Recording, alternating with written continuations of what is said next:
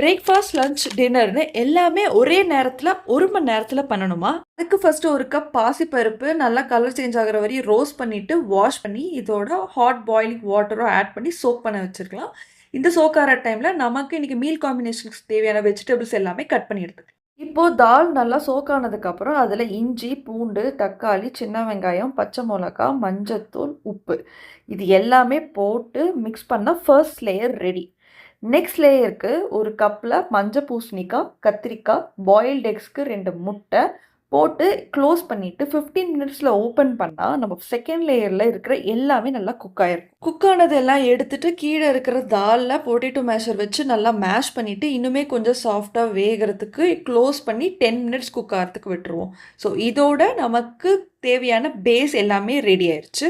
அடுத்து ஃபர்ஸ்ட் டிஷ்ஷான பிரிஞ்சால் மசாலா பண்ணுறதுக்கு ஒரு மிக்சரில் தேங்காய், கருவேப்பிலை, கொத்தமல்லி, புதினா, பச்சை மிளகா, இஞ்சி பூண்டு விழுந்து, வெங்காயம், பட்டை, லவங்கம், முந்திரி இது எல்லாமே சேர்த்து அரைச்சா மசாலா ரெடி. இப்போ ஒரு பேனில் எண்ணெயும் நெய்யும் சேர்த்து அதோட 3 பெரிய வெங்காயம், கொஞ்சம் நிறைய வெங்காயம் சேர்த்தா தான் ஸ்வீட் டேஸ்ட் நல்லா வரும். அதோட நம்ம வேக வச்சு எடுத்த பிரிஞ்சாலும் நம்ம அரைச்சா பேஸ்ட்டும் ஆட் பண்ணி நம்ம கன்சிஸ்டன்சிக்கு ஏற்ற மாதிரி கொஞ்சம் தண்ணியும் ஊற்றி மிக்ஸ் பண்ணிக்கலாம். கடைசியாக கொஞ்சம் மஞ்சத்தூளும் உப்பும் போட்டுட்டு மிக்ஸ் பண்ணி டேஸ்ட் பார்த்துட்டு கொத்தமல்லி தூவி இறக்கிட்டா பிரிஞ்சால் மசாலா ரெடி. இப்போ பருப்பு நல்லா வெந்ததுக்கப்புறம் இதை தாளிக்கிறதுக்கு ஆயில், கடுகு, சீரகம், உளுத்தம்பருப்பு லைட்டாக ரோஸ்ட் ஆனதுக்கப்புறம் காஞ்ச மிளகா, கறி லீவ்ஸ் அண்ட் பெருங்காயம் இதெல்லாம் ஆட் பண்ணிவிட்டு இதை இப்போ அந்த தாலை கொதித்ததுக்கப்புறம் அதில் ஆட் பண்ணிங்கன்னா மேங்களூரு தோவையும் ரெடி ஆயிடும். அடுத்து பூசணிக்காய் சூப் பண்ணுறதுக்கு ஒரு மிக்சர் ஜாரில்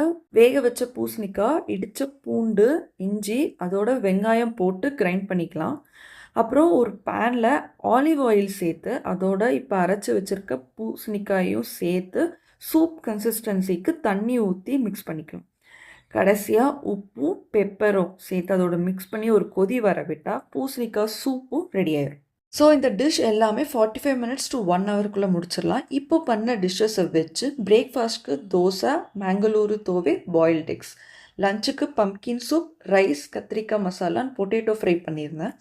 டின்னருக்கு சப்பாத்தியும் மிச்சம் இருந்தால் மேங்களூரு தோவை, பிரிஞ்சால் மசாலா பண்ணி இன்றைக்கி நாள் பூரா காலையில் செஞ்சதை நைட்டுக்குள்ளே பண்ணி முடிச்சுட்டு எந்த ஒரு மீல் ப்ரெப்பும் இல்லாமல் ஃப்ரிட்ஜில் ஸ்டோர் பண்ணதை ரீஹீட் பண்ணாமல் இந்த மாதிரி ஹெல்த்தியாக சாப்பிட்றதுக்கு நிறைய ரெசிபிஸ் போஸ்ட் பண்ணுறேன். கண்டிப்பாக சப்ஸ்கிரைப் பண்ணுங்கள்.